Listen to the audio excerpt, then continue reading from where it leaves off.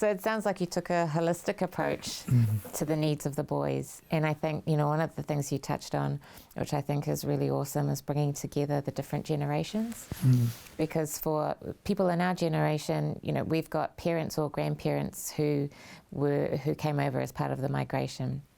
But the longer we're here and, you know, the more generations that are born here, that link back to the migration grows weaker, and we can't take for granted that our children will be connected to that. And I think that was probably one of the messages that the kids got out of Damon Salesa sharing, is that the growth of our Pasifika population in New Zealand, you know, in terms of leaders of this country, and that is going to be huge, you know. So it's really important that we understand, you know, where we're from, and really come together as a people, you know, because we are the future of Aotearoa. So, you know, it was really nice to touch on that, and for these boys to understand that, you know, in terms of the age that they're at school, and the difference that they can make in the future. Yeah. And, you know, I think it's great too that you're encouraging them from a young age that it's okay to share how they're feeling and what they're dealing with, because men's health is a really big issue in this country as well. And I think that's probably one of the things that really blew my mind was, like, the small groups, when we split up, we had like 10 to 15. But the fact that these young boys were sharing like there was no tomorrow.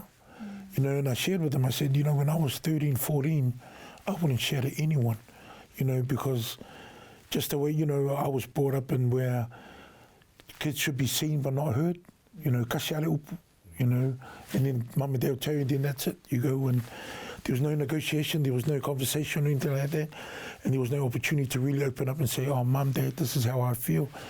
But to be able to provide that platform for these kids to share, I thought it was amazing, you know, and just giving them credit, acknowledging, you know, their courage and just where they are now, you know, as young people, to be able to talk about their feelings so that they can get to, you know, over what is, you know, the obstacles that they're going through, and to be able to find help.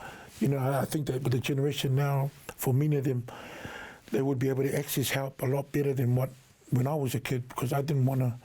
It was just the Samoan way, no other way, you know. And I was too scared to go and ask anyone else, you know. So there was the shame of the family, that type of thing. So, yeah, and it was really nice to be able to hear from the kids and to see them to be able to open up.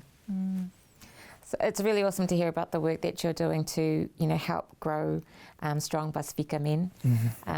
And there's a lot more I want to touch on, particularly because you mentioned COVID-19 and how you're helping our Pacific communities deal with that. But first we have to take a break. Sweet.